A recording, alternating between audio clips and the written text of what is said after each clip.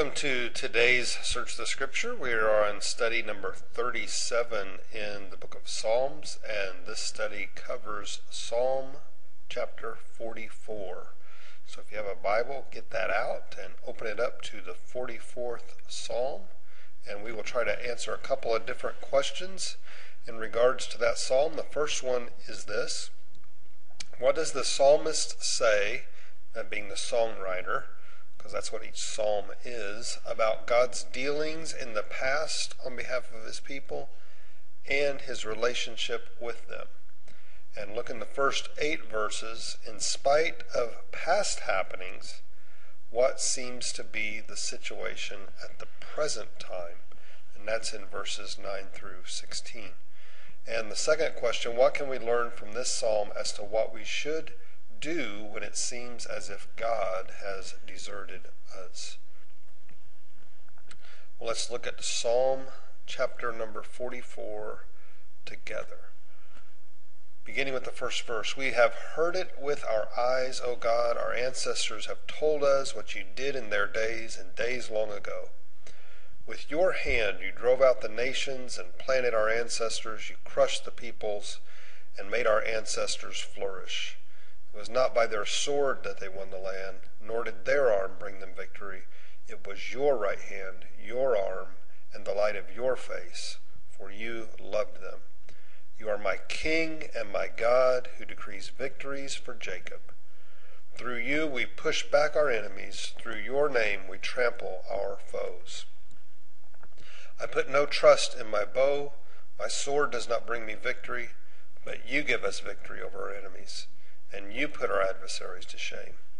In God we make our boast all day long, and we will praise your name forever. But now you have rejected and humbled us. You no longer go out with our armies. You made us retreat before the enemy, and our adversaries have plundered us. You gave us to be devoured like sheep and have scattered us among the nations. You sold your people for a pittance, gaining nothing from their sale.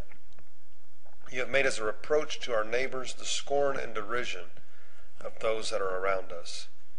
You've made us a byword among the nations. The people shake their heads at us. I live in disgrace all day long, and my face is covered with shame. At the taunts of those who reproach and revile me because of the enemy who is bent on revenge. All this came upon us, though we had not forgotten you. We had not been false to our covenant. Our hearts had not turned back. Our feet had not strayed from your path. But you crushed us and made us a haunt for jackals. You covered us over with deep darkness. If we had forgotten the name of our God or spread out our hands to a foreign god, would not God have discovered it, since he knows the secrets of the heart? Yet for your sake we face death all day long. We are considered as sheep to be slaughtered. Awake, Lord, why do you sleep? Rouse yourself, don't reject us forever. Why do you hide your face and forget our misery and oppression?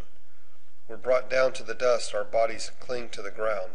Rise up and help us, rescue us, because of your unfailing love. Question number 1, what does the psalmist say? A, about God's dealing in the past on behalf of his people, and B, his relationship with them.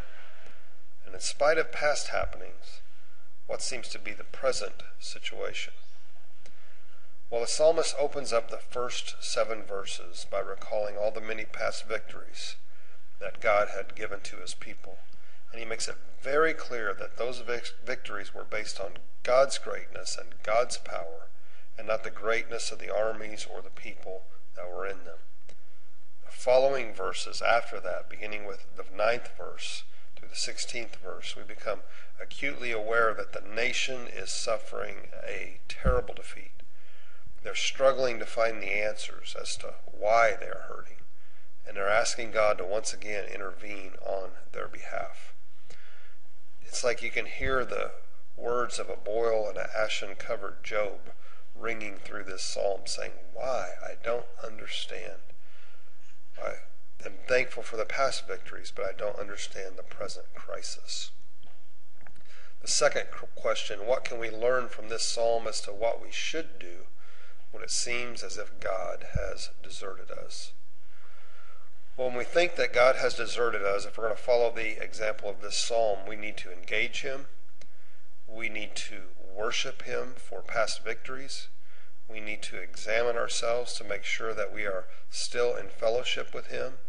And if we are, finally, we need to ask him to come to our aid with the full realization that without him, we are certainly doomed to failure. I hope you're not having a day of defeat today, but a day of victory. If things aren't going so well, just engage the Lord and cry out to him and know that he will come and rescue you at just the right moment. May God richly bless the rest of your day.